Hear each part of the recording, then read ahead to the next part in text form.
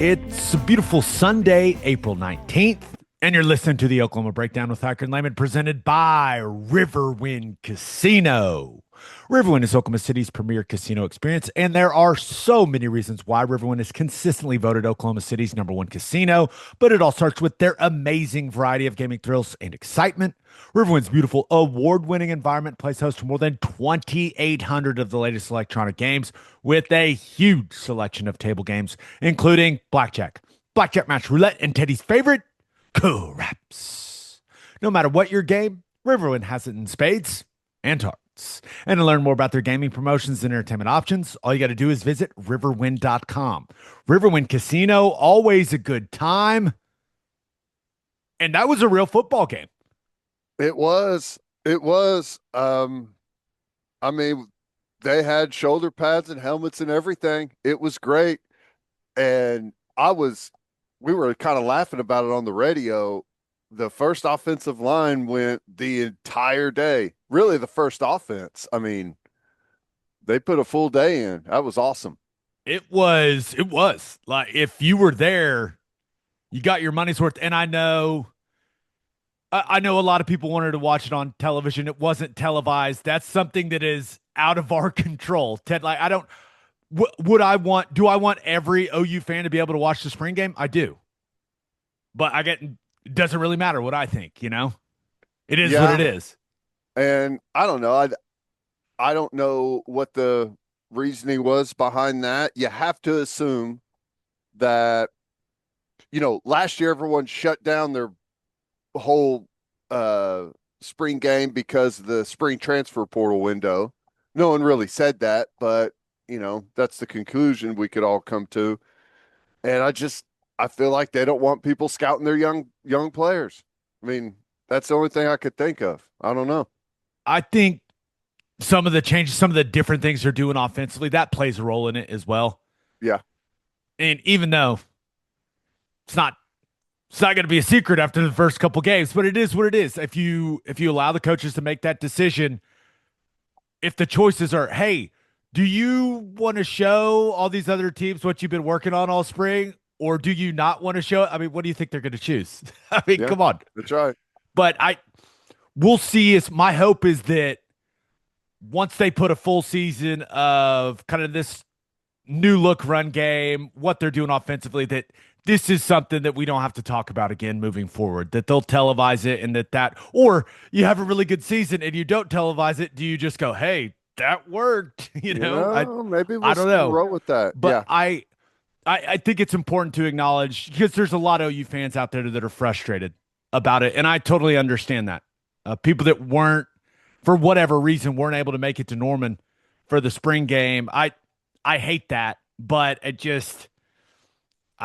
I don't know what else to say other than that, Ted.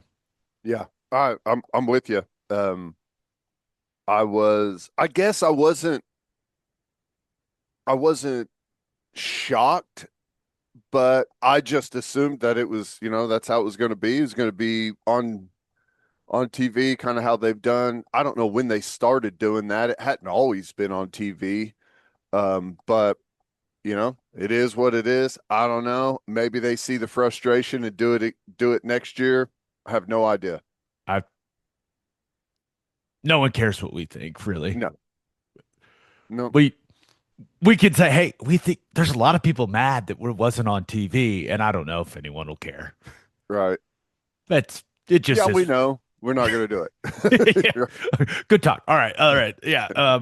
Now, before we recap what we saw in the spring game, obviously a very emotional and meaningful day here in the state of Oklahoma, with it being the anniversary of the bombing, and just it's one of those days that it just has a feeling to it every single year, and just our thoughts and prayers to every person that was affected by that tragedy. And just it's become such a special day in Oklahoma, which I think says a lot about Oklahomans, that it's one of the worst days, maybe the worst day in the history of the state. And it's become like this big, meaningful celebration, and best of luck to the Phoenix Suns today. That's all I'll say. Good luck with that. That's right. Yeah, it is wild. Every year that it passed and the anniversary rolls around, you look back, you think, gosh, I can't believe it's been that long. But you're right. It has kind of turned into not a holiday necessarily, but um, just a day where everyone comes together a little bit more. No doubt about it. Now, one programming note before we dive into some more spring game. Okay. This week's episode will come your way Thursday. So it won't be out Wednesday around lunchtime like it typically is. We don't need to get into the reasons why, Ted. Just say I got some family stuff. And then we've got the late Thunder game Wednesday night. That's an 8:30 tip. We obviously are going to want to be able to talk about that on the pod. But so the next episode will come your way Thursday around lunchtime Thursday instead of lunchtime Wednesday. Yep. You got to get that out there. We don't want anyone panicking. Tell your friends, tell your family, it's coming. We'll remind you. We'll remind you again at some point, like on a social media post. But yes, next episode not until Thursday around lunchtime instead of its normal spot on Wednesday. Okay, that was a lot before we just dive into the spring game. So let's get it, okay? Let's do it. Let's do it. And it brings me great joy to say I feel like we got to start by talking about the offense. Let's do it. It was fun, man. It is important to acknowledge the first team offense was going against backups on the defense. Right. We know that. We're acknowledging that now. It's important to acknowledge that, but that doesn't change the fact that it looked pretty good. Ted, what do you think? You had maybe the best vantage point in the entire stadium up there in the press box, in the radio booth. What did you think about what you saw from the offense, and more specifically, like that first team offense? Yeah, I thought the running game was totally different. Now, it's not like we came out and we're running the triple option different, right? There's some nuances in some plays. I mean, pretty much everything we ran, we've run in the past, but we stuck with it way more. I mean, I don't know what the total breakdown run versus pass was, but we ran the ball a lot out there. But what was really striking to me was just the offensive line constantly, like the point of attack, the line of scrimmage was constantly pushing the defense back. I thought we were really good on the edges. I thought the running backs performed really well. It's easier to perform whenever, you're moving people off the line of scrimmage and targeting the right guys in the run game. And it wasn't all perfect, and there'll be plenty of stuff they go back and pick through and plenty of areas of improvement, but just the overall visual of it, offensive line, way more aggressive. John Mateer didn't have to do much. I know, like that first drive, it was like, that's kind of nice. Just it's more of a kind of a traditional quarterback where you're in the captain's chair. You're not the tip of the spear on every single play, every single moment of the drive of the football game. I think if we're able to carry that style into the season, it just takes a lot of the pressure off John Mateer, and then he picks and chooses his moments where he goes and makes a play for him. I thought you could really just see the value that this tight end group is bringing to this team. 100%. It changes everything, man.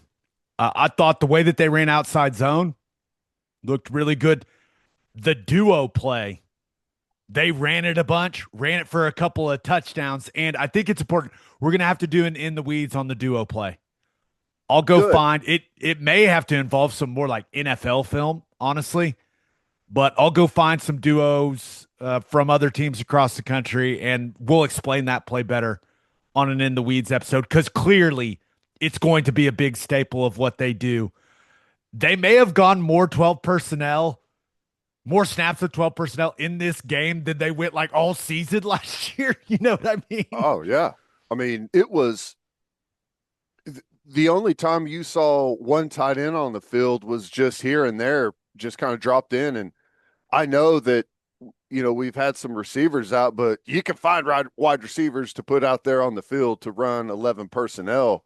So I don't know if it's just something that they're wanting to continue to pound and work on, or if that's kind of the vision of the future. Either way, we're equipped to do it. And it's a weapon whenever you're doing it, not just a necessity in certain situations. And it's a personnel package that you feel really good about. And I don't think it's been that way in the past. I completely agree. I liked what I saw from Hansen, Beers, and Van Dorsler as blockers. Mm-hmm. I thought that they handled the edge really, really well. And then I think a lot of people wanted to see some of the new things that they've been working on in the run game, and that's exactly what they got. Yep. You saw the outside zone, you saw the mid zone play, you saw the duo play. They sprinkled some of the counter stuff that we're used to seeing. Good too. And it It looked looks way good better when you sprinkle it in as an accompaniment to that other stuff. Is nice. as a counter to the other Yes. plays. Huh? Well Right? done. Well Right? done. But I just the variety, like the first down or the first drive for the first team offense. So I charted it. They ran duo, outside zone, zone insert, mid zone, and then duo for a touchdown for Lloyd Avant. Like, now there were some material plays in there in the passing game, but just you saw right away, you saw more variety in the run game. And what stands out to me is like clearly they're doing different things offensively when it comes to the run concepts that they're wanting to execute. It's just watching the defense actually have to move. Yes. I mean, how many times over the last couple seasons was it that inside zone, like design cutback play, which they still have in the playbook? They still got it. And the defense is kind of just standing still and it's 1 yard, 2 yard gain, and there's just like a pile up of everyone there at the line of scrimmage. We watched it over and over and over again, right? Well, now you're watching the defense have to move laterally, have to adjust. And they didn't even there wasn't like a ton of shifting and motion from Arbuckle. I think they kept things pretty stagnant from a formational standpoint. But post snap, those outside zone plays, those mid zone plays, you watch the defense have to move. Yep. And because they had to move, sometimes you make mistakes when you're having to move quickly, and there are some creases.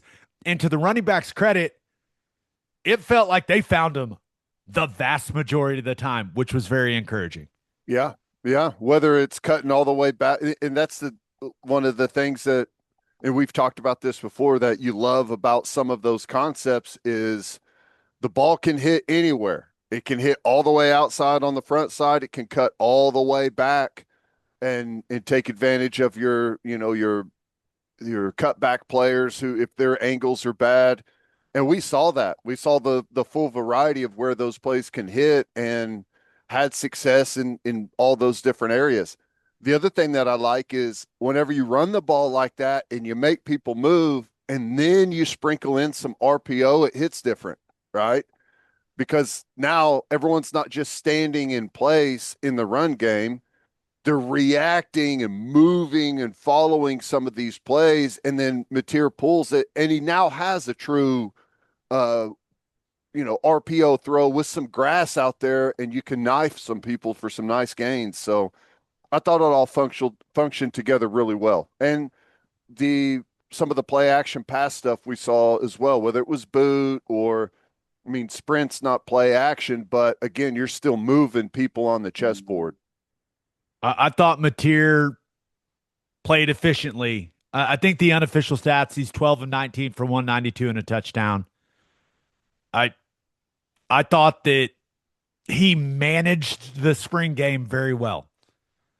There were some opportunities. One of the things I really like seeing, there were a couple opportunities where he gets out of the pocket. Maybe he can try to force something down the field, try to make a play, and He just threw the ball away. Yep. It's like, all right, let's go to the next down, next play. Yeah. I thought he was great in the pocket. You know, there's been a lot of talk about the arm angle stuff, and I don't care too much about that. If you can throw the ball, you can throw the ball. I really don't care how it comes out as long as you put it where it needs to be. What I do get concerned with, as you go back a year ago, was Mateer's feet and having I mean, it's different whenever you throw the ball and you're jumping in the air or you're backpedaling. You know, those things really affect the throw in a major way.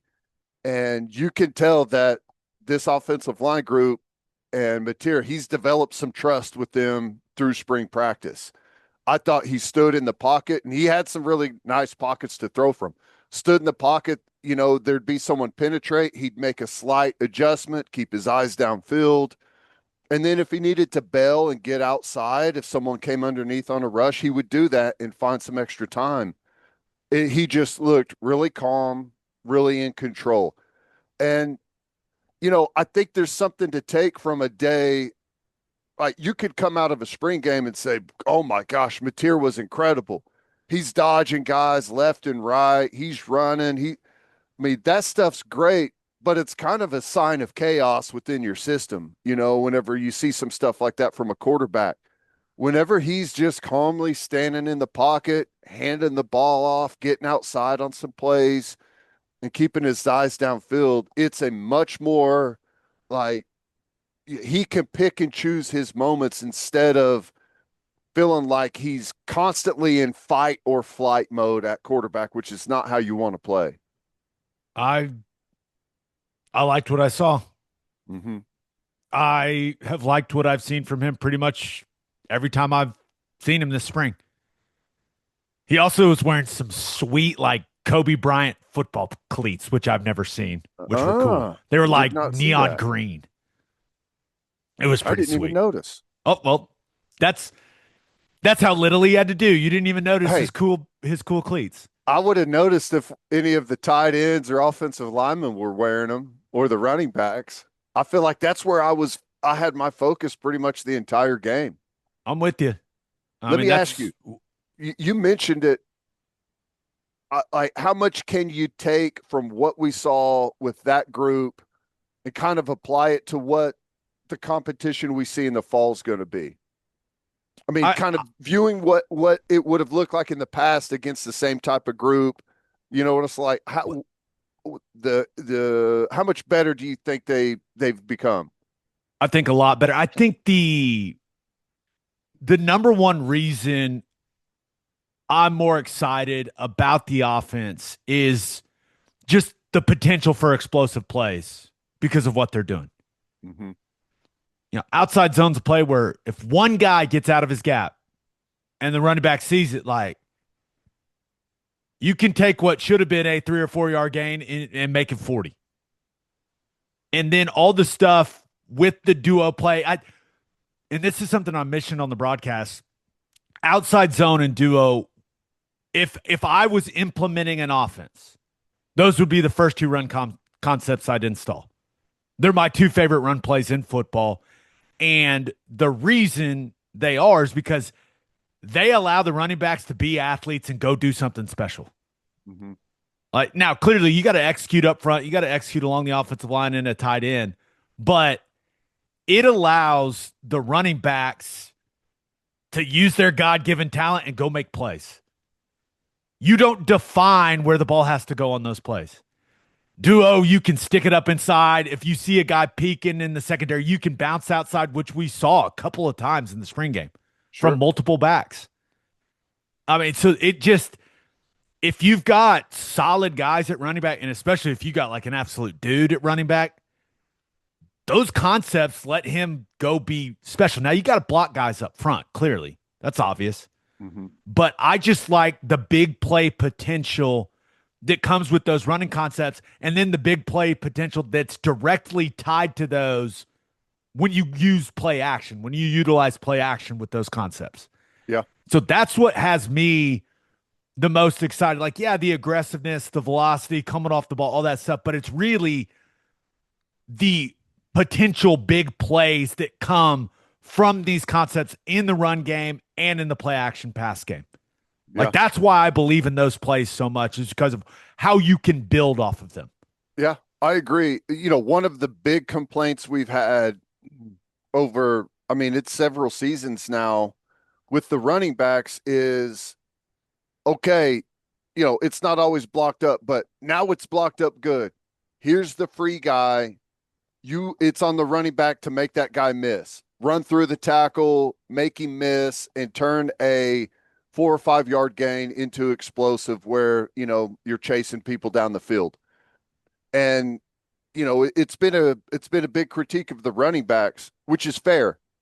But I'll also say that whenever you've got just a block of a line of scrimmage where we're not moving anybody and a free player safety is coming down from depth and he doesn't have to go anywhere. It's like this is where the play is. It's a hell of a lot harder to make that guy miss than like on an outside zone where it's really moving and your free player has to come in and he's covering a large amount of ground and space.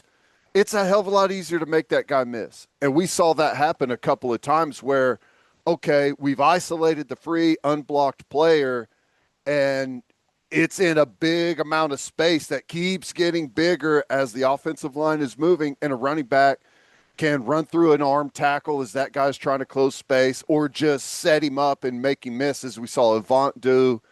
I mean, it's a fair critique of the running backs previously, but what we've seen now and what we saw yesterday is it makes it way easier on those guys. So yes, I really like what I saw from the position group, but a lot of it has to do with the environment we've given them to run in. Yeah. I completely agree. And that's why the play action works so well. Did any of the running backs really stand out to you? Do you think did one guy impress you more than the others? I I don't know. I thought they all looked good. I thought Avant looked good. I mean, if I had to pick someone, I'd probably say Des Walker. I mean, I think he piled up the most yardage, was like 10 yards a carry or something like that. Had a couple of long ones. I mean, that's probably where I'd go, but I thought they all looked really good. I'm with you. I thought they all ran it well. I thought Hatton, you noticed the size right away. That's for sure. And he does feel like at the very least a guy that could factor in some short yardage goal line stuff for them. I think there's a role for him right away. I thought that his outside zone touchdown is just a really nice double team from Fasusi and EPL on that. And he saw it right away. He just poured it downhill. What was that, a 12-yard touchdown, I think? When you got a double team or whatever blocking that's moving, like you're getting some movement forward, and then you pour a 230-pound back into the back side of that. It's hard to make a play on defense when you're going backwards, or if you're a second or third level player, they're coming backwards to you. There's no real good downhill angles to get good pads on a guy. Hatton also put Marcus James on his back in a blitz pickup, which was now to Marcus James's defense. He's out there wearing a blue jersey. Maybe he let up a little bit and Hatton just didn't get the memo. Right. But also, if you're out there wearing a blue jersey and you're coming on inside blitzes at the backer position, you are live, man. You got to be ready. You've declared yourself. The blue jersey no longer matters. That's right. That young running back, you're not. He's not letting up. He's a freshman. He's gonna block his assignment. And credit to Hatton, he put him on his back. That was pretty sweet. But I also thought Des Walker, he had a lot of good pass protection reps. I thought they looked good on some of those sprint passes. Where they come and seal the edge and help whoever that outside guy is, whether it's a offensive lineman or a tight end. I thought they were good in those areas. Yeah, I was impressed. I think, and this is clearly factoring in Blaylock and Xavier Robinson being injured. I think if they played a game tomorrow, Avant would be your starter at Yeah, running that's back. fair. That's fair. But I think if they played a game tomorrow, all three of these guys would get carries and get lots of snaps. Yeah, it's pretty wild that as good as the running backs looked, I mean, I don't know what the pecking order is or how the breakdown is going to go, but you know, your two starters from a year ago weren't even out there. So, I mean, we've got some good quality depth, I feel like, at running back right now. We got options. You usually don't play five of them. I know. But what I love is that means that, like, Torrey Blaylock and Xavier Robinson are standing on the sideline there watching this, excited for the other guys in their room, but also going, okay. Yeah. If I want to be the guy, if I want to get carries, got to have a great summer, got to have a great training camp. Like, this is going to be an extremely competitive room. That was one of my biggest takeaways from the day, was that there is going to be an absolute battle in the running back room to get carries and to get snaps. Yeah, the old quarterback line of, quarterback battle, whatever. If you have two, you don't have one. I don't think that's the case at running back. If you have five, you don't have one. We're going to have one. We're going to have a couple of really good players, and I don't know how the ultimate breakdown is going to be.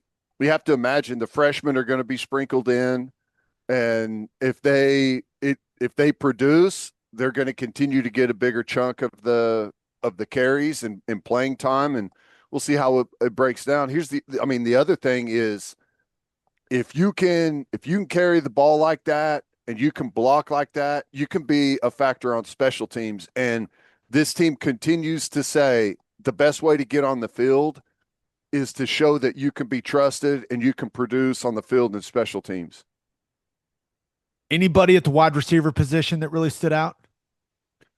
Satania, I thought, showed up. I loved it, Venables. That was a 76-yard touchdown. But that was the throw of the day from Mateer where I went, okay, he's all the way back healthy. You got to remember, and he was calm in the pocket, let it rip all the way down the field, and that was into that big north wind too. It was blowing out there. Really blowing. Factor. So that was a big time, like, okay, this guy, like the arm, the hand, like he's all the way back. That was a big time throw. Yep. Satania looked like Satania. I mean, a guy we've talked about since the beginning of spring, Aline. I really like him. It was one of those days. It's kind of weird. There wasn't just a ton of action from the receivers, but I thought Jashir Rogers made a really nice play in tight coverage early. He's going to be a player. I like Manny Choice. It was good to see plenty of guys out there making plays. It was hard for anyone to really just stand out and be like, wow. But I thought it was good, solid play. And again, like, we've got some depth and got some options there. I think you see the speed with Rogers. What a throw by Whit Neubauer. First throw of the day.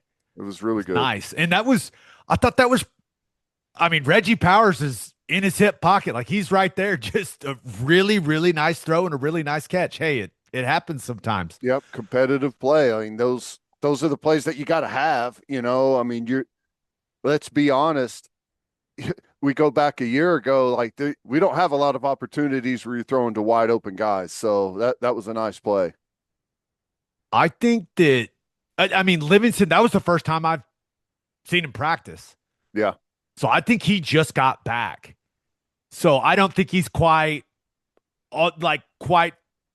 where I would expect him to be physically, but he didn't have any catches. Mateer missed him in the end zone on the sprint pass. It would have been a touchdown. Just kind of got away from him, missed high, or else we'd be saying, hey, Livingston, what a red zone target, right? With the size, that's what we'd be saying probably. But I think he got a hold in the run game, which, hey, wide receivers trying to block. Good for you, Parker Livingston. But I'm not going to overreact to him having a quiet day, Ted. No. And honestly, you could tell where the emphasis was. The emphasis was going to be on the run game and really sticking with that. So I think I'm totally happy with what the wide receivers look like. But again, like, it's the position you want to be in. I don't know what the final rotation is going to look like.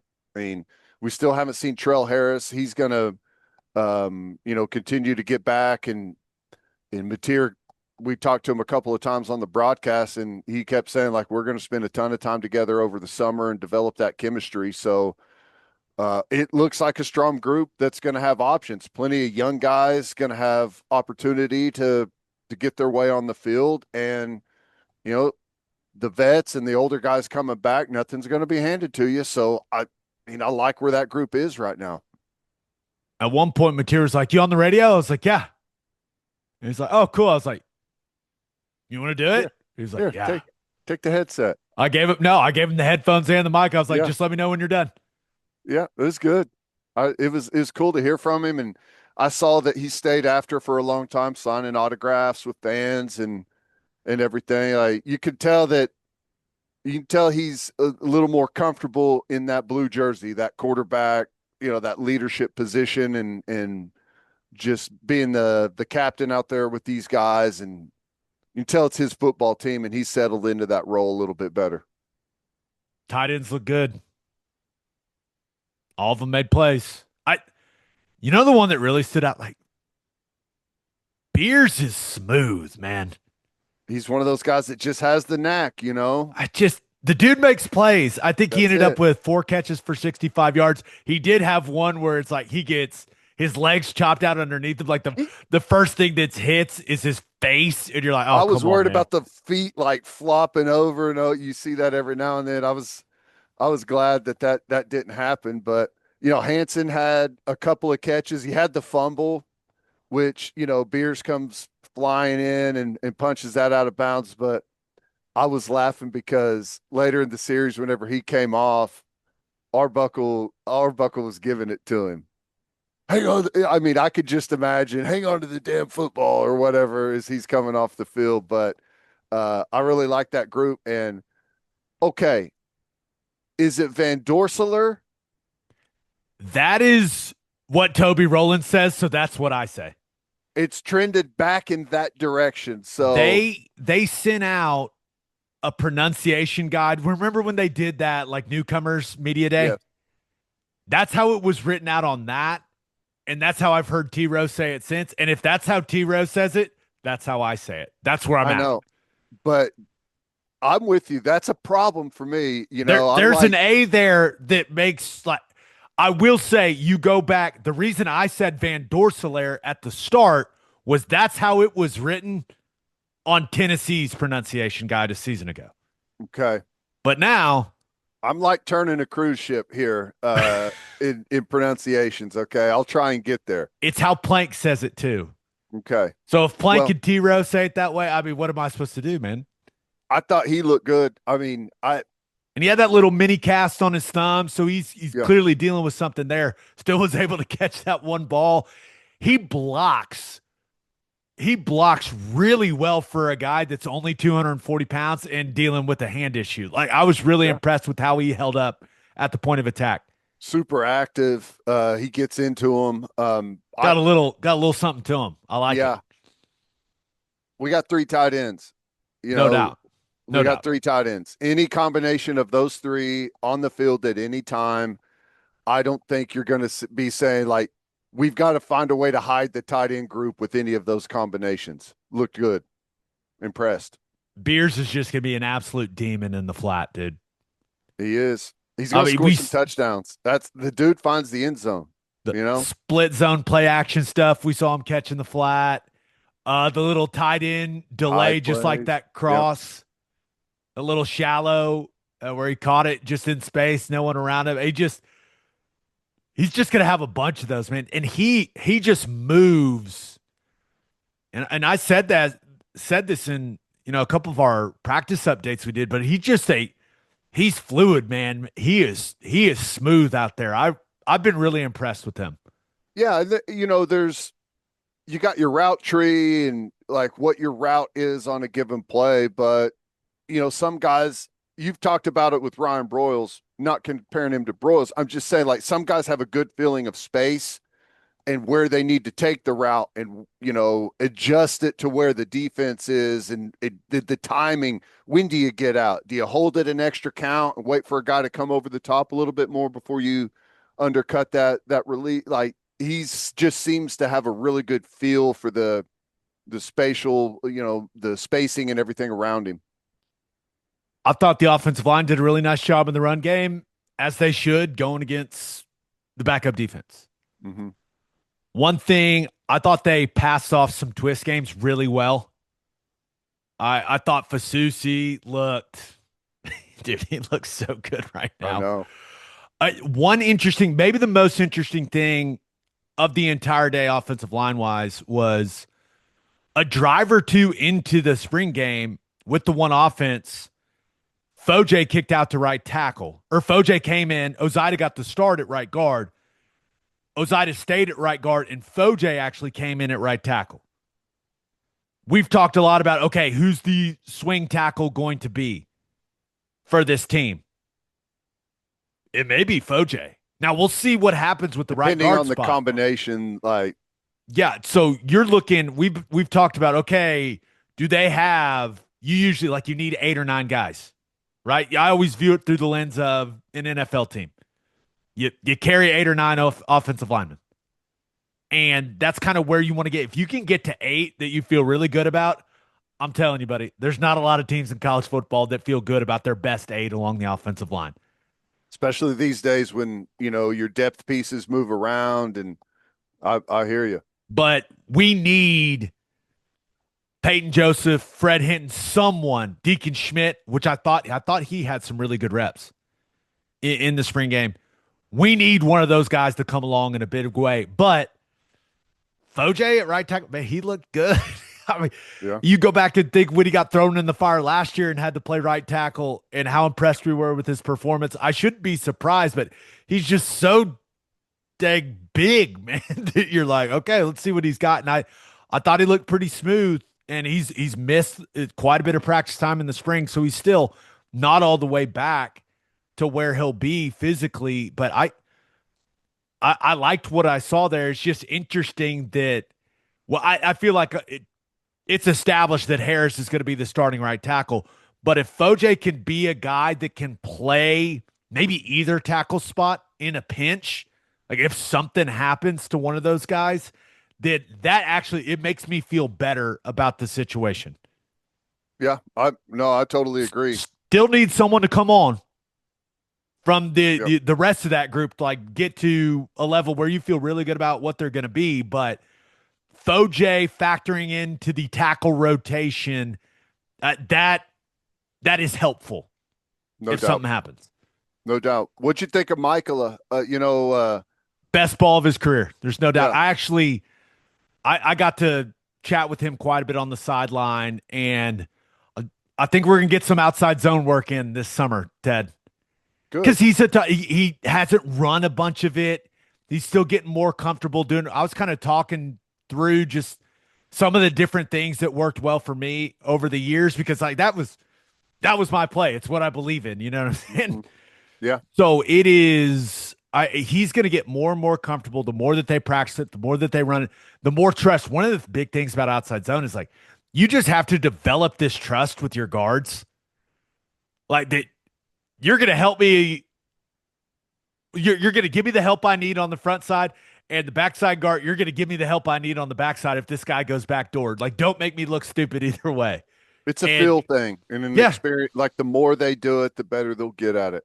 And the more you do it, the more you run it against teams where, whether they're bringing a pressure or they're just angling the line, like that stuff feels alarming at the start. And then the more you do it against those types of looks, the more, first of all, the more you start anticipating it with alignments, with the way that the guys' demeanors are, like all these different little things you start picking up on, you just get more and more comfortable doing it. And you start passing things off along the line of scrimmage on that play without even saying anything to anybody. And everyone, you just kind of like fall into it because you felt it so many times. You know what I mean? Yeah. But and what I like is, a lot of people have kind of gotten away from some of these plays because of how much line stunts and line twists you get. But I think with this play, if you get good at it, you've now applied the pressure to them. Or if they have a stunt on and you're running outside zone, like they're on the, like they're trying to recover and they're trying to fit things. So you're applying the pressure instead of always just kind of sitting and waiting. How are we going to fit off these guys, or how are we going to block it? Yeah, and one of the things that I was talking to him about running it under center. Now, that's something they didn't show single under center snap No. in the spring game. They're going to snap the ball under center, buddy. Yeah. And that was one of the things I was talking to Michael about. It's like just how different of a feeling running that play is when the quarterback's under center. Mm-hmm. So everyone I've talked to, Beanbo, Nagy, like everyone feels very good about where Jake Michael is right now as a player. Good. He's bounced back. He's added the weight. Like I mean, I had multiple people say he may have had the best spring of anybody. Yeah. So I feel really, really good about that. And then, Noah Best he's coming along quickly. And we'll see once Nita's able to get back on the field. Maybe he does challenge for that backup center spot. But that first team offensive line, I think people that were able to make it to the spring game got to see, like, that's going to be the best group we've had in quite some time. Yep. I got to stay healthy, but that's going to be a good group. You mentioned Fasusi, and it's been apparent watching him in the spring. He's downshifted. Instead of like everything is kind of panicked and quick and fast, and not that was a real problem. Obviously, he had a really good year, but he just looks like he's slowed way down and is way more, especially in pass pro. Like he totally trusts his ability, and he just kicks back, patient, waits for you to make your move and locks you. It's a totally different look for him. Confident and calm. Yep. If you can get a bunch of O-linemen to play confident and calm, that's going to be a good offensive line. If you've got the physical tools, right? Sure. Which you look at this starting group, it's a good-looking group physically, too. Mm-hmm. I do think there is, just from some of the things, like some of the leakage that I saw in real time in the spring game, I think the guards have to continue to improve. Mm-hmm. I think that Eddie Pierre-Louis, he's come a long way, man. But he's good. If he wants to be the glaring negative plays, those have to disappear. He's just got to become a little more consistent. And it goes back to what I've said for what feels like a year now. It's the technique for him. Mm-hmm. And then Ozida and Foje, those guys are going to battle it out for that starting right guard spot. I think both guys, they got to learn to cut it loose more. I agree. That's what I was going to say. With Ozada, I feel like he's kind of waiting on some stuff. Like a governor's on, like he's just like slightly hesitant. Now, when he comes off the ball, like that dude moves, like he's a big dude. But there are too many snaps of him where it's just like, okay, why does he look so unsure or hesitant? It's like when someone redirects, it's like the mechanism locks up and he just kind of freezes and is in no man's land. And this is a personal preference thing, but with how good some of the outside zone stuff looked, it feels like that's going to be a staple of what they do. Now, you also have the duo stuff where you want to get together and you want to move guys vertically, right? Mm-hmm. But I do feel like it would benefit Ozida to get a little leaner, to get a little lighter, mm-hmm. and be able to move. I don't know what his current weight is. It's just it's not like he's out there with like a big belly or anything like that. But I just wonder if he would benefit a little more, because you're talking about like the secondary reaction type of stuff mm-hmm. that he may struggle with a little bit. I think if maybe he was just like a little lighter, that would help. But I once again, just kind of, I'm a lean O lineman type of guy. That's just what I believe in. Yeah. And maybe like just. But Foje is the same thing. I would love to see Foje play at 315 pounds instead of 330 pounds. Yeah. and be able to move and run and just be able to react quickly and just be a little more sudden. You know what I mean? More Like that's nimble. what I Yeah. would. That's what I would want. Yeah. Well, they're in a good But place. no one cares what I want. Right. I'm happy with the way they performed. I thought they looked really good. And dude, I you just can't put a value on the fact that all those guys starting in the spring and playing a full spring together, playing a full training camp together, like the more those guys get to work with each other, because I mean, we've been through springs where everyone was hurt, no one got reps. We're in training camp trying to figure out the rotation, and we don't know what it's going to look like till week one. Like this feels like the first time in a long time where for the most part, you know who your core is going to be, 5 or 6 guys, and they just get a ton of reps of working together, getting comfortable with each other. Yep. I. It's exciting. It's exciting. But anything else offensively? That was a lot on the offense, dude. It was. There's a lot of good. There's a lot of good. I think that Oh, covers the it. kickers. We got Yeah. some kickers, man. I consider kickers on the offense. What, Liam Evans, what was that, 50 yards? Uh, that he made, or the one that just missed was Rudd, 58 or Rudd was the 57? one that missed, right? The Okay. freshman. All right. But that was was a great 58 kick. yards into that big north wind. Like, it was crazy that it almost went in. That may have been the most impressive kick of the day, the one that didn't go in. I agree. Because I was out there in pregame watching those guys when they were first out there and going south with the wind at their back. They were making like 60-yarders like it was nothing. That's how strong that wind was. So, yeah, I mean, and, we talked about this like with Sandell last year, what he gave us from 50. Like, I think that he's capable of that. But that's like, you don't want to put that on his plate. We need to be serving him up 40, 45 yarders. Just one more first down, just one less negative play whenever you're in plus territory, just to help those guys out a little bit more, to where we're not sending him out there at the very tip of his range over and over. I think the ultimate takeaway from the offense's performance in the spring game is, even though they were going against backups on the defense, it's just hard to imagine that we're not going to be a lot better on offense this season than we were a year ago. We look better in every facet of the game offensively. Now, what does that translate to in the fall? I'm not sure. But as you look at it now, it translates to better than what we were last year. We just got to figure out where ultimately ends up. It's exciting.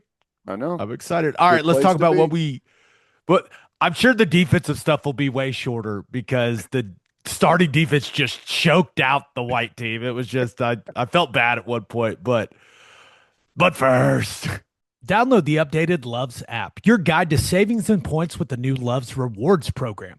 Save on fuel with 10 cents off gas and up to 25 cents off auto diesel while earning points on every gallon and dollar you spend. In store, unlock mobile deals and redeem points on snacks, drinks, Love's freshly made meals, and more. Plus, plan your next road trip with a map and route planner. Download the Loves app today and earn 100 bonus points on your first in-store scan through September 1st. All from Love's, the heart of the highway. Steaks are back. Didi Ranch's luxury steak cuts are restocked and ready to ship straight to your door. From mouth-watering ribeyes to silky smooth fillets, this is the best beef Oklahoma has to offer. And here's the kicker. They're now shipping next day air for free when you use code SOONER at checkout. That's right. Next day air, like Amazon Prime, but for steak. Didi Ranch delivers taste and tradition the luxurious way. And we are brought to you by Oklahoma-owned Simple Modern, the Oklahoma Sooners official drinkware partner. All right, guys, Mother's Day is coming up. Don't wait until the last minute to get the women who keep your life running something they'll actually love. If you're looking for a Mother's Day gift that won't get tucked away in a drawer, Simple Modern's Mesa Loop water bottle is one she'll reach for every single day. It's true. I use mine every single day. And like everything Simple Modern makes, it delivers serious quality at a price that makes sense. And with 10% of profits going to charity, many right here in Oklahoma, every sip supports Oklahomans. Simple Modern, good everywhere. All right, Ted. What you think? What you saw from the defense? I I thought the best play of the day defensively was when Owen Heineke came jogging out of the tunnel, right? Late. That was awesome. That was so cool to see. The fans reacted accordingly. They didn't use your idea. There was no I gavel. There know. was no bell. But they did give him his moment, which was a lot of fun, man. And it's hard to put into words just how big of a deal that is for this defense. I mean, it's huge. Yep. Having his leadership, and clearly the guy's a heck of a player. He's a playmaker, but the presence that he brings to that backer room, the presence that he brings to that defense, like that's a big, big deal. I was very, very happy for him. Hey, never a doubt. We knew he was going to win. Never Never a a doubt. doubt. Never a doubt. Yeah, all in all, defensively, I thought it was, really solid day. We got to like my main focus was going to be watching the line of scrimmage to see, can we get some depth there? And I thought some of the guys played really well there. Nigel Smith had him a nice day. I think Trent Wilson had him a nice day. Tank Carrington, one of the young guys that we've seen get some people talking about him through the spring. I thought he looked really good out there. Um, I really liked what I saw from Krell. He battled. He's undersized there at 235, 240, 238 in between there. He's gonna put weight on. He's gonna get bigger and better at some of that stuff, but he's got a motor. He's really good with his hands. He's super active. He showed up in a lot of stuff that they were doing. Danny Okoye, man, he flashed. That's what we've been waiting to see from him. He looked super physical on some of the run stuff, really active in the passing stuff, chasing quarterbacks. He's primed for a big season. I had a quick chat with the Koye on the sideline, and if you've seen some of the pictures from the spring game, you'll have seen this. But one side of it, he's a big put a message on your eye black type guy. One side said MUR, the other side said DER. And I was like, hey man, that's a little aggressive for a spring game. Just a little aggressive. And he started laughing, and we were just chatting about, he was like, but that's the mentality. That's the mentality. I was like, I get it. I get it. I get it. But it's the spring game, man. Like, these are your teammates. We don't need to be murdering anybody. Okay. I get it. I get that's the mentality. Like, it's a big year for you. I was just saying, I was like, just a little aggressive for, April. Just a little aggressive. It's okay. Hey, just bring that energy to the fall though. But he did go out there and murder some offensive linemen. I think the number one thing that stood out to me, Ted, and we talk a lot about him, like what's he going to bring as an edge rusher? Like, is he going to be able to win with speed? Is he going to have the inside counter? We've seen him bust that spin move out at practice quite a few times. Like, I think that's what we all think about when it comes to what he can be for this team this season. But the stuff like his power and suddenness on the line movement stuff in the run game, whew, I mean, his ability to redirect and then arrive, like just knock these linemen off their tracks, that's really, really valuable as well. Like, rushing the passer is obviously a huge deal, but I was really impressed with some of these moments where, hey, he's slanting, then he's getting vertical, and he's making a play in the backfield for a tackle for loss. Like, that's the stuff where I went, ooh, okay, okay. Yeah. I mean, listen, there's a lot of technique involved. It's edge in college football. There's a lot asked of those guys. And, his consistency is really gone through the roof. And there's just not really a replacement for being able to two-hand punch an offensive lineman in the chest and move him off his spot, put him in the backfield and go make a tackle for loss. And that's hard to do against really anyone at the at this level, first team offensive line, second team offensive line, I get it, but I you can tell that is definitely going to translate. And I saw, did you see some of his quotes after the game? I mean, his head's in the right place. He's come a really long way. You could tell that he doesn't feel like he's arrived. He's not finished. It's not like, okay, I made it now. I can take my foot off the gas whenever it comes to getting better at the nuances of playing the position. I'm thrilled for him.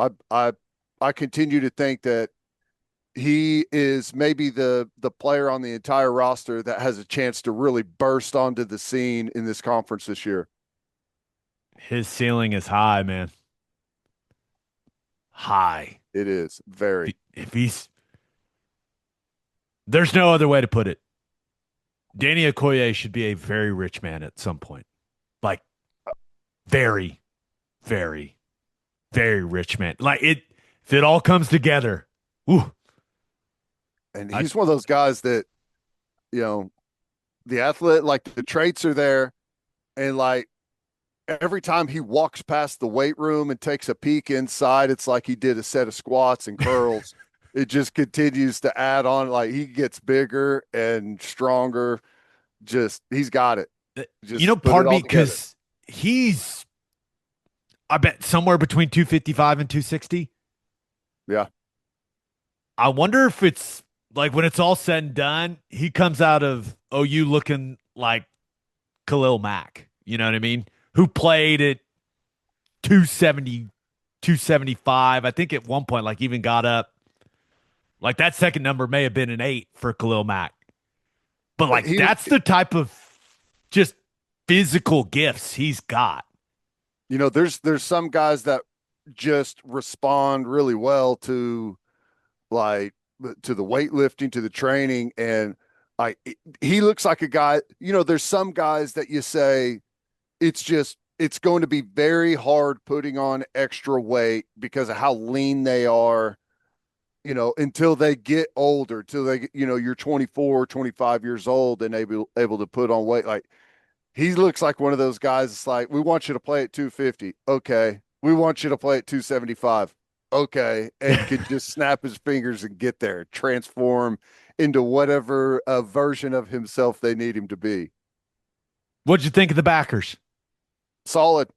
I liked what I saw. It was kind of a quiet day for him. But Kip Lewis run around, had a couple of really nice plays. I liked, there was one tackle we talked about on the broadcast where Cole Sullivan came up and just a big physical hit. And that dude's big now. He's big and he's going to continue to get bigger. I need to get this off my chest. We've been out to practice Cole Sullivan, and the thing that stands out when you see him, like, the dude's got some arms on him. Mm-hmm. Cole, I feel like for a first name basis, I don't think I've ever talked to the kid, but Cole, you got to lose the arm sleeve, man. It's hiding like your best attribute. Don't hide those things. Like you gotta let those bad boys breathe. Teddy Lehman never wore arm sleeves. There's a reason, especially before the spring game. I mean, if you've got some cannons like that, go in there, hit you a set of 35 curls, and get some veins going, and just get a little vascularity. You just get a little pump in, but you can't hide the arm under the arm sleeve. It's so funny. That was like the first thing I noticed when I saw him. I was like, oh man, because T-Row was talking about. He's like, because that was the first time Toby Rowland had seen Cole Sullivan. He was like, this dude is big. And I wanted to hop on and be like, well, he's hiding the best attribute. His arms look fantastic. He's got him under that sleeve. And, listen, I know he's been living in the Arctic Circle up there where you don't see a whole lot of sun, but wait till you see those arms pop when you get a little bit of a tan on there. Take those sleeves off, man. He is a bit of as a pasty man, he's one of us. I mean, we need to get a little more sun on Cole Sullivan, but maybe he's small dosage. Just continue to work your way up. You never know what the family history. I don't know how we got here after talking about him making a great play at the line of scrimmage. He had a couple of those where, hey, back pouring it downhill, 1-on-1, and He's not a guy that was getting drugged 2-3 yards. It was tackle on the ground right there where the contact took place, which no matter who's running the ball, like that's pretty impressive. He packs a little something to him, Ted. Yep, I agree. I think he's going to continue to get better and better. And I've said this, all along talking about if Heineke comes back, and now that he is coming back, he's going to accelerate the growth of everyone in that room. He's not going to take away from their growth by, getting those reps that we know he's going to get. It's going to accelerate everyone behind him. He's going to bring those guys along much quicker, and I think it's going to help Cole Sullivan out quite a bit.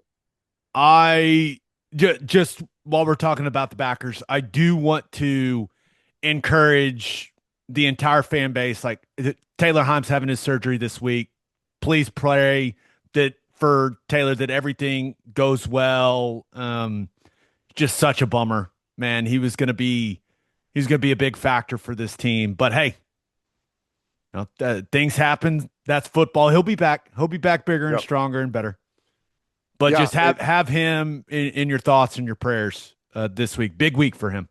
Yeah, it's tough, and I know that this was the spring, and he was performing really well. But this was the spring for him to really, finally maybe step into a bigger role on this defense. So he's just, it's tough. It's frustrating, but it's a new challenge, and you got to go. I mean, your season is kind of changing as to what your goals are and what you have to do. So keep the same mindset, get back, get ready, and whenever your time does come around again, and it will, make sure you're ready for that moment. I've got no doubt that Bethany's Finest is going to do something for this program. Yep, I agree. I got no doubt. Such a bummer, but yeah, man, things happen in this sport. Anything else defensively? Yeah, I thought the secondary looked really good. Some of the guys that you'd expect to be out there making plays. Cortland Guillory looked good. Eli Bowen looked good. Peyton Bowen looked good. Boganowski looked good. I thought some of the depth guys coming in, Marion Robinson had some nice plays out there. Nico Jandro, who's a freshman, has been thrown into the rotation with these guys. I think he's performed really well. He had a missed tackle on one of those plays that broke out, but it's good to see him out there, getting some of those quality reps and continuing to build. I think he's really improved through the spring. I'm excited about Tristan Haynes at corner. He's got some really good length, good athleticism. So yeah, I thought all in all it was just really solid day all the way around. Haynes, there was a run that kind of bounced outside to him. He doesn't look like the thickest guy, like you said. He's like that tall, long, lean corner frame that you're looking for. And the young man was clearly not afraid of contact. Like it was one of those where he made the tackle. I was like, okay, okay. But corner's looking better. Starters, Guillory, Eli Bowen, they just called off his interception for some reason. Definitely that was a great play. Definitely was an interception. The Bowen brothers both had one. How about that? Yeah. But I think corner is kind of like last year. It's like, I mean, who's going to be our guys? Because Eli Bowen, it took him, he was out in the spring and he looks, dude, he looks good. Our starting corners, their body type, like in their skill set, are so different, but they both look really good right now. Yeah. And the guys that are, I mean, I think Jacoby Johnson continues to be a guy that we just don't talk about a lot, but as a swing corner rotational guy, he's really good. He is physical. He's got good size. He's got good experience. And best number change on the football team too. Yeah. It just, you going from 19 to 24 instantly makes you a better corner. It's science. Yeah, it does. I'm starting to feel good about getting quality depth at corner. Cause again, like just like any other spot, you're an injury away from feeling great to being, oh, okay, well, what's going to happen now? Even Derek Johnson, freshman, came in and he showed up here and there. So corner looks like it's trending in a good spot. I loved the way that Guillory attacked some of that stuff on the outside. Yep. We know the guy can cover, Yep. right? But there's more to that than playing corner. And we were impressed with his physicality and his willingness to tackle as a freshman a season ago. And there are a couple plays in the spring game where he's attacking that quick screen on the outside. He's removing a wide receiver from his person and going and making a play. And I was just like, dang, dude, okay. Like that is what it looks like. He is a rare player to where, like, when I watch him, it I get the feeling like he takes everything as a personal threat. Like, oh, you're going to run the ball to my side. I'm pissed off that you've decided that you think you could run the ball over here. Oh, you're going to try and run a bubble screen over here. He is offended anytime the ball comes in his direction. I love it. It's exactly how I want my quarters to be. No Man. doubt. All right, let's have a little fun real quick. Let's hand out some spring game awards. Ooh, okay. Best play. Best overall play. Most memorable play. Best play of the 2026 OU football spring game. Is it the play to Satania? I think that's a great candidate. That was clearly a touchdown. He did not step out of bounds. He didn't even come close to stepping out of bounds. That's a 76-yard touchdown. We've been begging for more explosive plays in the passing game for years. That's exactly what we're looking for. Mateer, the way that he navigates the pocket that he had there. Satania kind of got cut loose, but hey, that's a pretty good one. Is that the one we're going to go with? I've got one more in my mind. Is it that cutback DeZephen Walker run? This 37-yard run on the outside zone by DeZephen Walker. I got a little emotional down there when that happened. I won't lie. Look good. Look good. I think T-Row he about sent the paramedics down there to check on me. But I just, for some reason, it was everything about this play may have been my favorite play of the day. Bo Bentley has his first drive of the day. They get to a third down. And remember, this is your freshman quarterback. You're like, all right, third and long for your true freshman quarterback. He's been here a couple months. And what does Brent Venables do, Ted? Dials up the pressure right in his face. Dials up what I've always called, hey, diddle, diddle, three up the middle. That means both inside backers are coming, and then a safety is coming in between them. It's very difficult to pick up unless you practice it a lot as an offensive line. Especially when it's timed well. You see it in the NFL quite a bit. Mm-hmm. And he does it to Bo Bentley, and it's Michael Boganowski untouched right in Bo Bentley's face. And I'm watching it as it unfolds, and I start seeing it in slow motion when I see Boganowski come, and I'm like, no. Because in my head, Boganowski is about to destroy this freshman quarterback. And I'm sorry to Michael Boganowski. Like, I didn't have faith in him. Like, the guy knows one thing, and like his mode of playing is kill, destroy. And not a flyby guy. I was just so proud of him that he didn't decleat Bo Bentley on that play. Yep. It may have been, I think it was my favorite play of the entire game, where I was like, look at the growth from Boganowski. He didn't just murder that young man. Good for him. Look at this veteran out there. All right, that's one of those plays that in a game you almost hope it never opens up like that, because we're talking about 15-yard penalty, Boganowski ejected from the game, like yard sell in the pocket, like on Sports Center, dirty play.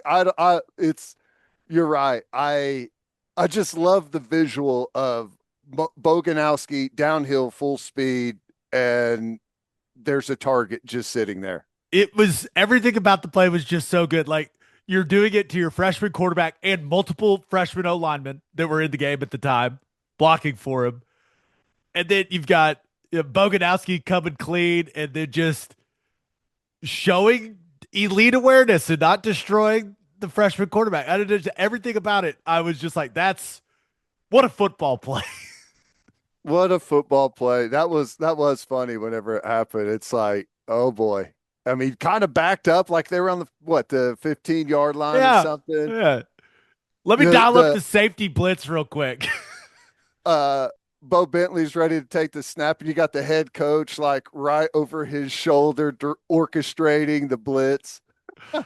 Just did everything about it was tremendous.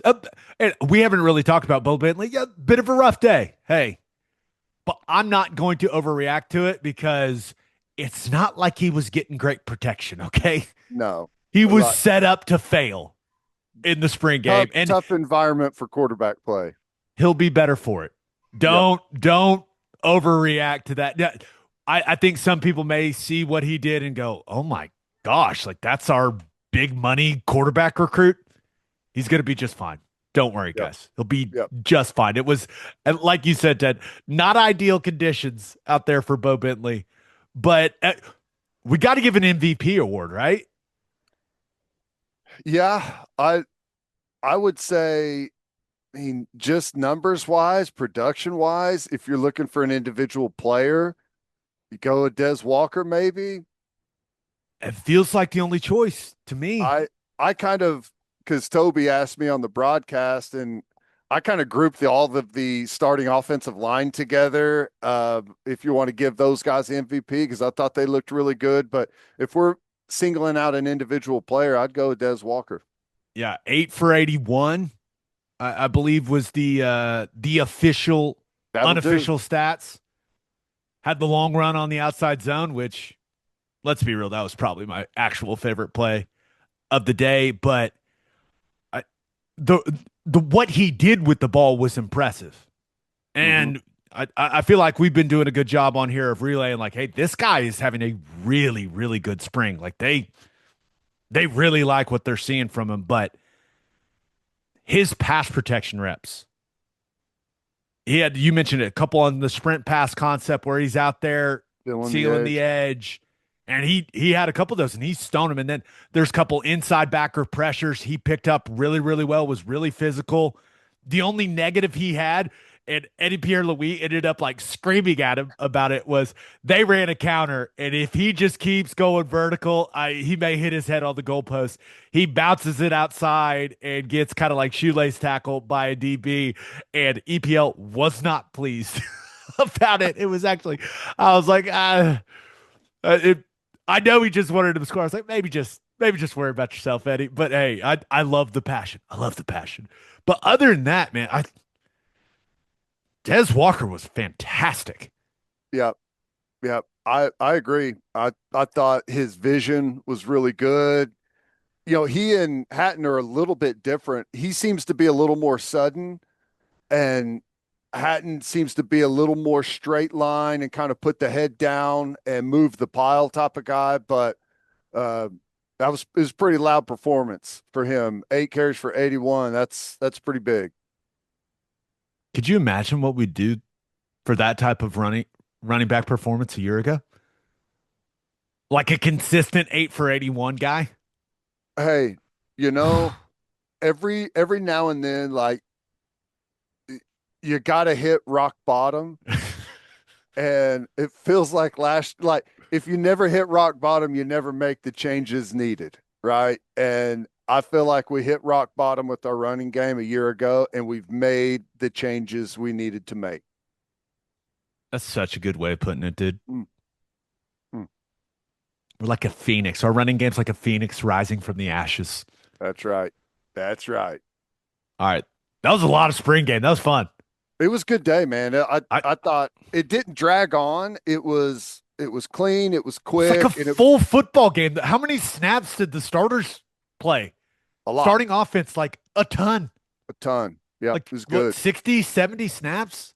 I mean, it's you usually see what like first half, maybe a drive of the second half, and those guys are walking around with their pads off on the sideline. But I mean, last play of the game, offensively for the red team. You've got your starting tight ends and offensive line out there. That was good. Let's finish up with our winners and losers of the weekend. But first, Schwab Meat has been smoking the highest quality meats, hot dogs, and sausages in OKC since 1912. Go to schwabmeat.com to order any of Schwab's outstanding products and use promo code OKBreakdown for free shipping on orders over $75. Schwab dogs are iconic. I like to keep it simple. Just a bun, dog, mustard, ketchup. Also, the jalapeno cheddar smoked sausage is ridiculous. Schwabmeat.com, code OKBreakdown for free shipping on orders over $75. Schwab Meat, the official hot dog of game days. and head to the garage for hand smashed patties, butter toasted buns, and ice cold beer. My go-to is the double bison cheeseburger. It's so good. The garage is the perfect spot to watch any big game, and you can enjoy Rad Hour every day. Enjoy discounted domestic beers, house wines, draft cocktails, and frozen cocktails Monday through Friday, 11 a.m. to 6 p.m., and Saturday and Sunday from 3 p.m. to 6 p.m. Visit eatatthegarage.com to find a location near you or order online from the garage in your neighborhood. Insurica's launched a new digital agency introducing Insurica Direct. Whether you're in Oklahoma or anywhere across the U.S., they've got you covered. From small business insurance and health insurance for your employees to insurance for individuals like home, auto, and even Medicare supplements. Insurica Direct's got it all. Start your journey today at insuricadirect.com. Remember, at Insurica, we specialize in you. As always, Ted, kicks off. Who do you have as your winner of the weekend? I've turned into a big gymnastics guy. Women's gymnastics national champions. And I got to tell you, it was too close for comfort. And I've watched a lot of gymnastics this year with this group, and it usually all plays out the same. They first rotation, they grab a nice little lead. Second rotation, they extend. Third rotation, they extend. And in the final rotation, they just hammer the thing shut.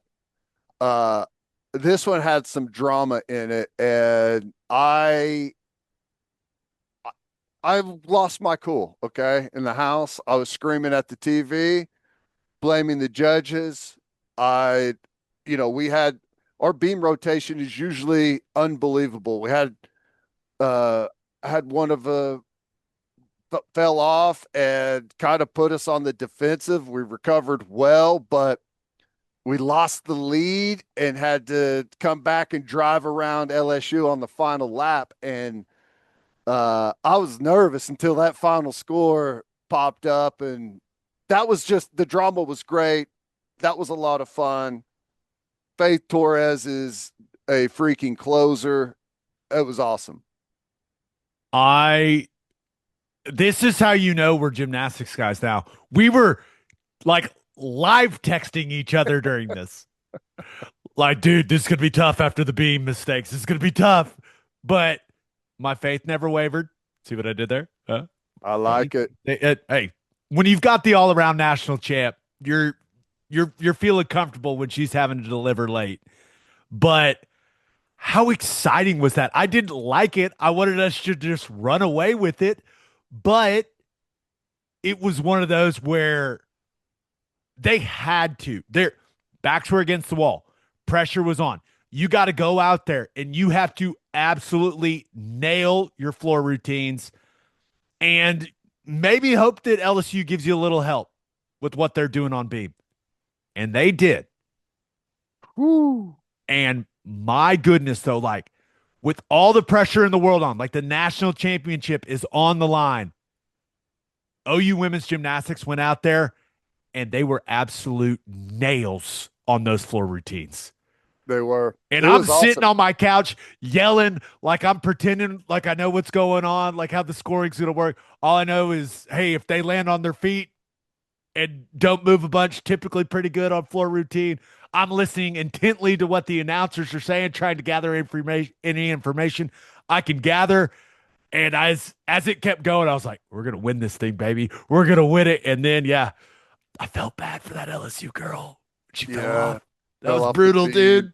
We needed it. we needed it. You know, they dropped the lowest score, and as soon as you have someone fall off the beam, like you don't give yourself much room to play. But it still came down to the final score being posted, and like during that final row, I was like pacing the liver, like screaming at the judges. There's no way. There's no way. There's no way that that's a 9-8-7-5. It's just not possible. Not possible. So it was an exciting afternoon watching that. That was cool.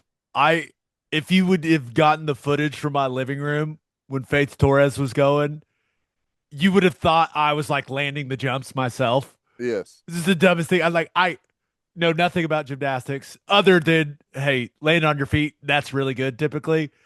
But I was so into it. That was awesome. It was exhilarating. The mistakes on the beam actually kind of set it up to be a more exciting finish. And the way that they delivered in that moment, the program that KJ Kindler has built is just, my goodness, Machine. dude. What is that? 4 out of 5? Machine, man. Her eight, like they just continue to roll. Which, you're right.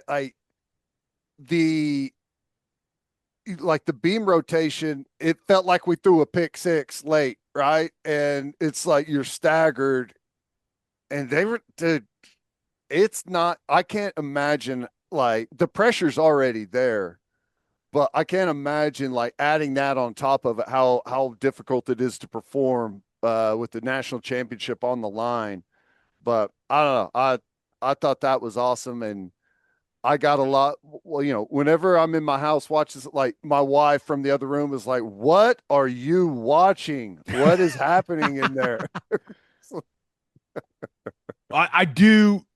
I think it's important. Are you going to talk about men's gymnastics? Yeah, Okay. watch quite a bit of that. Like that is a different animal, man. Woo. Dude, watching that stuff is you're just like, how do these I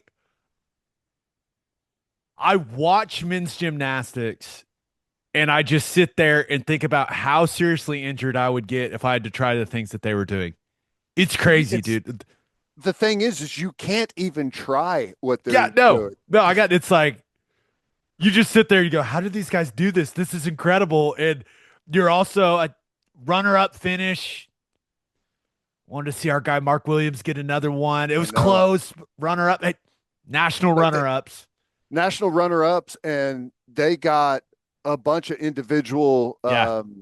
national champions in some of the individual events, which I mean, what do we have, like 3 or 4 guys win national championships on individual events? I was like, how in the world did we not come away with the championship? But yeah, it was really impressive to see, and another really good performance by them, runner up.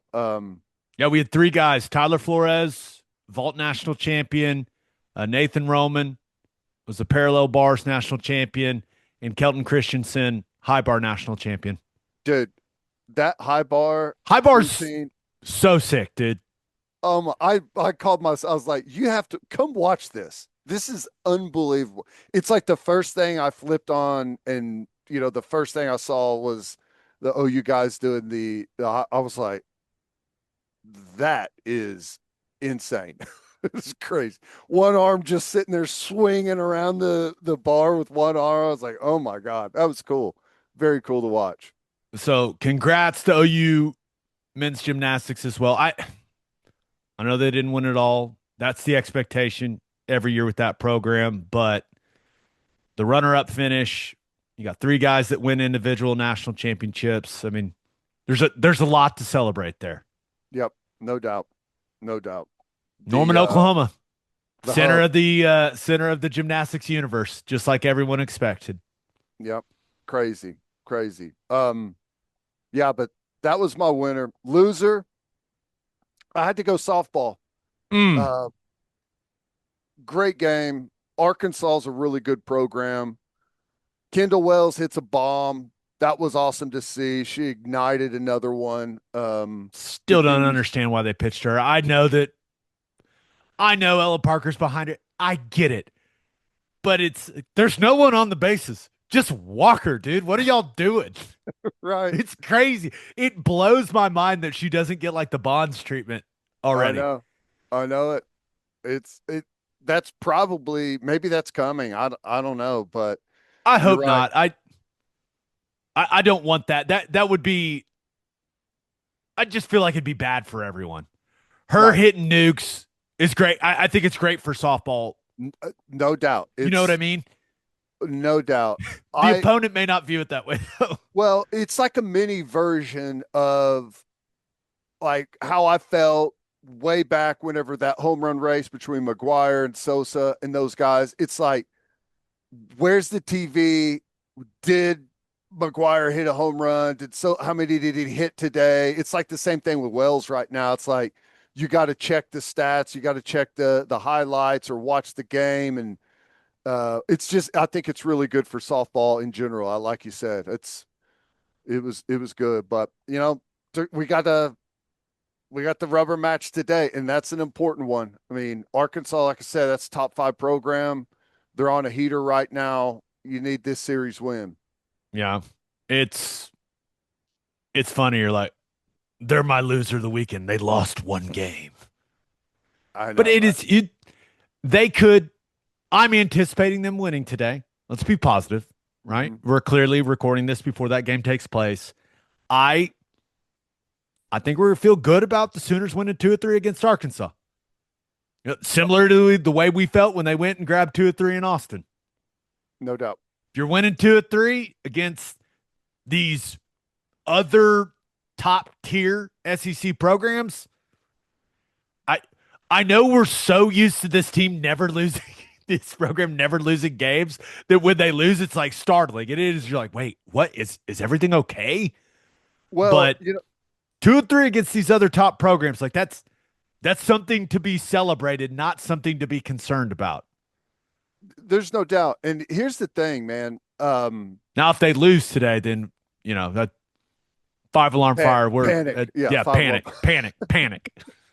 Um, it's like here's the thing, though. At least this is how I view it. You Oklahoma softball. They won the 4 straight. Like that's the pinnacle. And over the last decade, the amount of attention and funding that this sport has seen, like it's growing exponentially. And that means that people are pouring a ton of resources into it. Like the portal, the NIL, recruiting, the players are getting better and better that are coming out. So, like, there's way more good teams than there was, like, there's not this massive separation between the top 2 or 3 teams. Everyone has really started to come along. So it's going to be more and more difficult to have seasons like that where you just cruise without ever losing. And, you go straight through the finals and just totally destroy everyone. It's way more difficult to do that than it's ever been. We got a nice little Sunday, man. We I got a know. rubber match between OU and Arkansas in softball, leading straight into a Thunder playoff game. There you go. Nice little There you Sunday go. here in the state of Oklahoma. All right, let's get to my winner and loser. But first, for all of us Sooners, there comes a time when we need help. We need someone to fight for us, and that Sooner is Jeff Marr at the Marr Law Firm. If you are battling cancer or any other life-threatening condition and your insurance carrier is either slow playing or outright denying your treatment, use the law to get the medical care you need. Marr Law Firm believes you shouldn't have to fight your insurance company while also fighting for your life. Go to see Jeff Marr at the Marr Law Firm. They turn victims of insurance bad faith into champions. The pros that know trust the locally owned Napa Auto Parts stores throughout the great state of Oklahoma. The Napa Auto Parts Test Every Vehicle program helps keep your car road ready by checking key components like your battery, starter, and alternator at no charge. Accelerate your savings with Napa Rewards at Napa Auto Parts and earn a $5 welcome reward for purchases at Napa when you join. You can sign up at your local Oklahoma Napa Auto Parts, shop NapaOnline.com, and pick up at your local Napa Auto Parts store in as little as 30 minutes. And 3 things matter in banking: service, service, and service. And First Fidelity Bank's commitment to exceptional service is more than a promise, it's their foundation. FFB has been by your side for over a century, and they are honored to be a part of your journey. Banking isn't about where you've been, it's about where you are headed. Open an account at an award-winning bank today at ffb.com. At First Fidelity Bank, we go where you go. And go to opolisclothing.com and use promo code OB10 for 10% off our podcast merchandise and the best OU gear around. That's opolisclothing.com and use promo code OB10. Buttery soft and 10% off. All right, for my loser, winner. We do winner first, Ted. That's how we've done it for, let me check, 623 episodes. I just decided to switch it up on 624. My winner of the weekend, the NHL playoffs. Playoff hockey is here, Ted. Amazing. Playoff hockey is here, and the Saturday slate of playoff hockey. Now, we got a lot of listeners in Dallas that are sad today because the Minnesota Wild went to Dallas and beat the brakes off the Dallas Stars 6-1. That was something. But my winner of the weekend is just how the NHL playoffs started. We had the Ottawa Senators and the Carolina Hurricanes kicking the playoffs off. Like, here we go.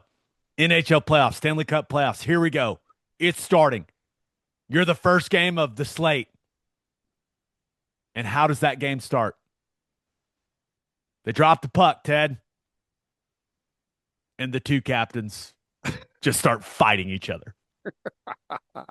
I mean, they drop the puck, and you can see, if you go watch the entire clip, you can see Jordan Staal, the Hurricanes captain, and Brady Tkachuk, the Senators captain. They're jawing before the referee even drops the puck. And he drops it. The puck gets out of the way. Stick, gloves. Let's throw haymakers, boys. Is there any better way for the NHL playoffs to start than the two captains fighting each other right after the opening faceoff? It was incredible. I was like, this is why I watch playoff hockey. This is why this sport's incredible. This is amazing.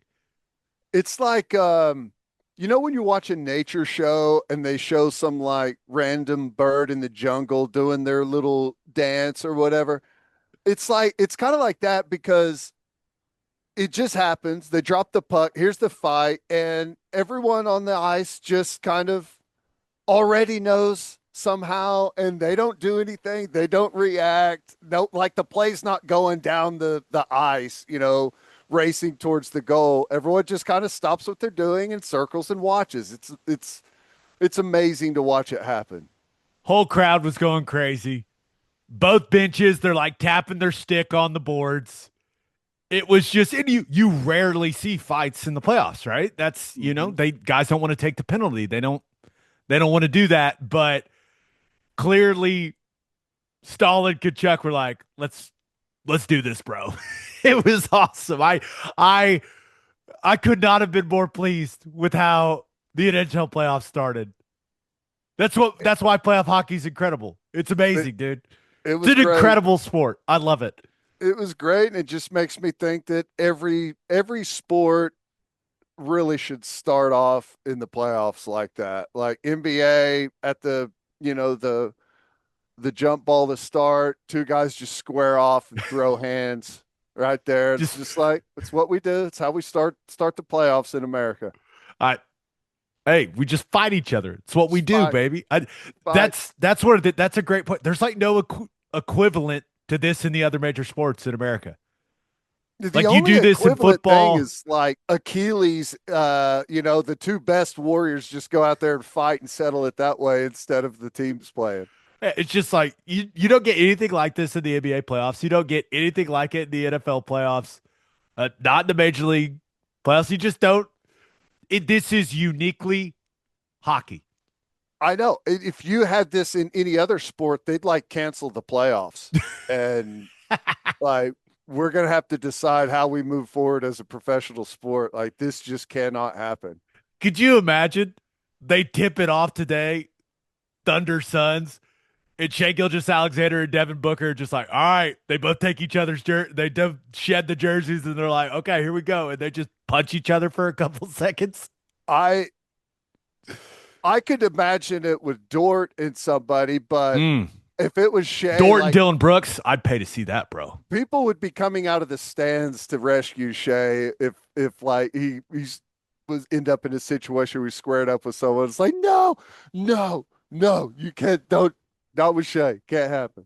Don't touch him. Don't you touch him. I did watch, I saw that, and I was like, well, I got to watch this game now. There must be some like heated rivalry between these two teams. No, I don't even think they've ever played each other in the playoffs, which makes it even better. Let's start a rivalry. Interesting storyline. Hurricanes #1 seed, Ted, went with a goalie that like isn't their typical goalie, Frederick Anderson. Ended up paying off. He got the shutout, had a couple of really nice saves in this one. There was a bit of a controversy, and if I was a Senators fan, I'd be a little pissed off. He basically catches it in his glove, like right down the goal line. Like the glove is inside the net, but not like in the net. They called it a goal initially. It would have tied it 1-1, but they ended up reviewing it and saying no goal. It was one of those where I don't really know the rules well enough, but I think the puck has to completely cross the line for it to be a goal. And it was an interesting angle they kept showing, but it was one of those where it's like, if I was on the wrong side of this, I'd be pissed. Yeah, it's a game of inches. I didn't see that, but were they like seeing where the puck was in the glove? Yeah, but it was the angle they kept showing was like right down the line, and there was kind of a guy's butt that was kind of blocking everything too. So I don't know. It was interesting, but Hurricanes are a much better team. From what I've been able to gather in the last 24 hours, the Hurricanes are a much better team than the Senators. So, but Senators came in really hot.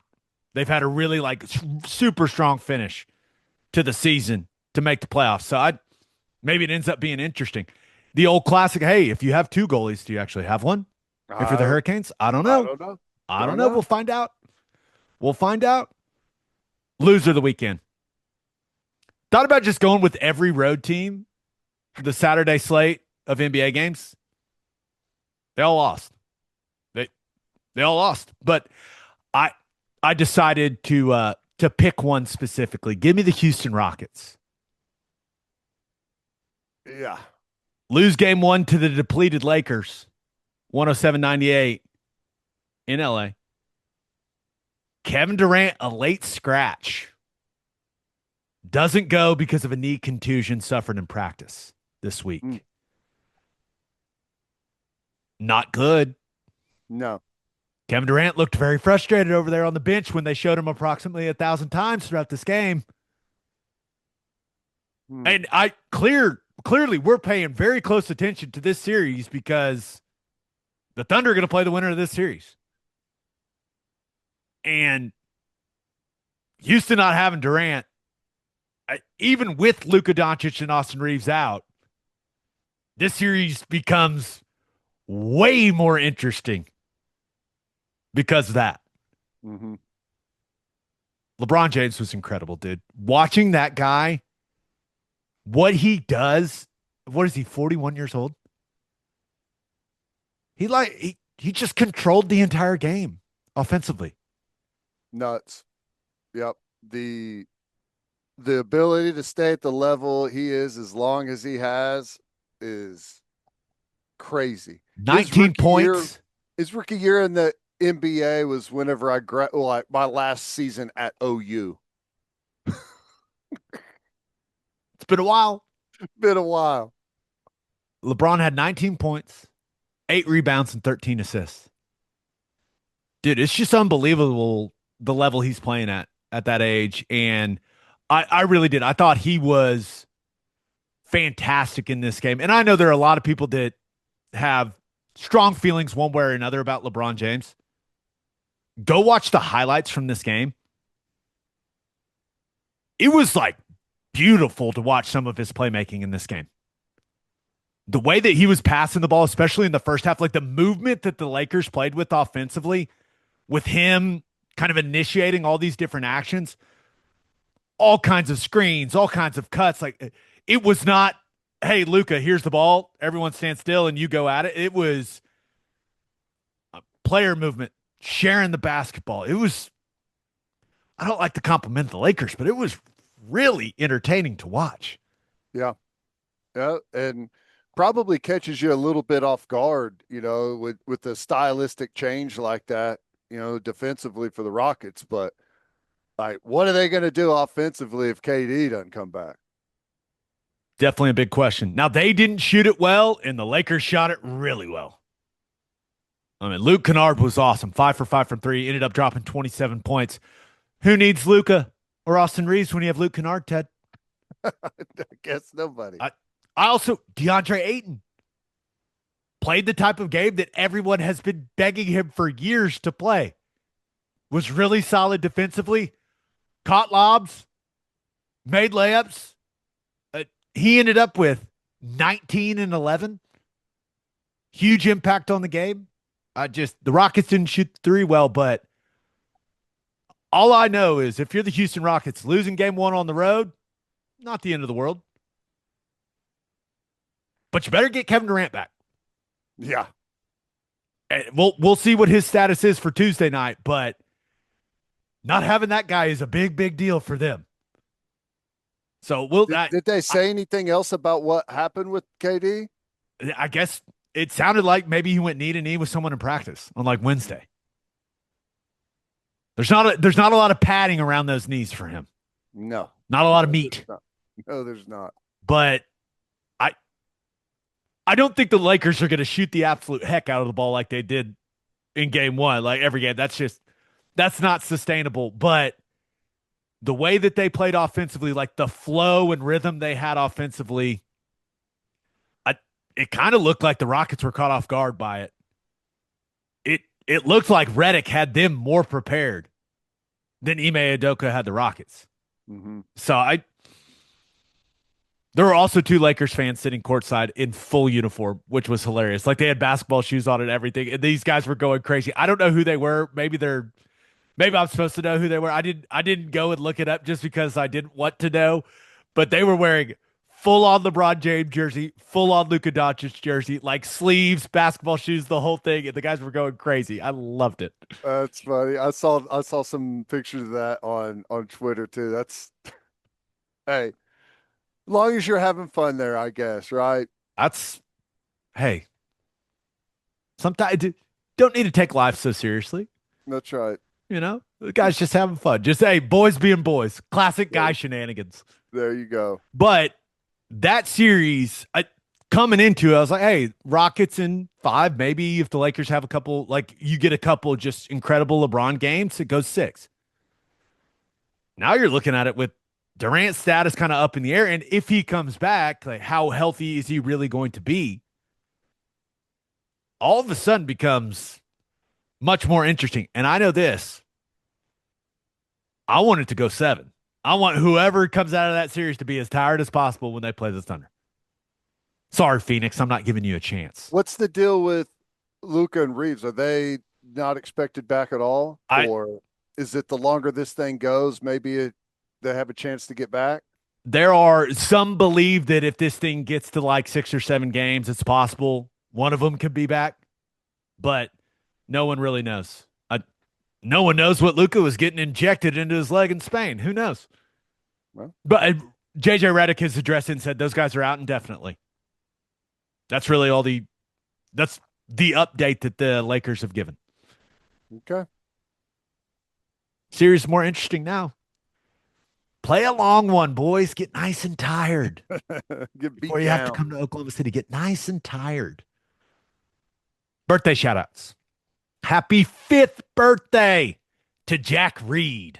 Happy 55th birthday to Jennifer Johnson. On that note, episode 624 in the books. We'll have a new podcast that'll drop Thursday.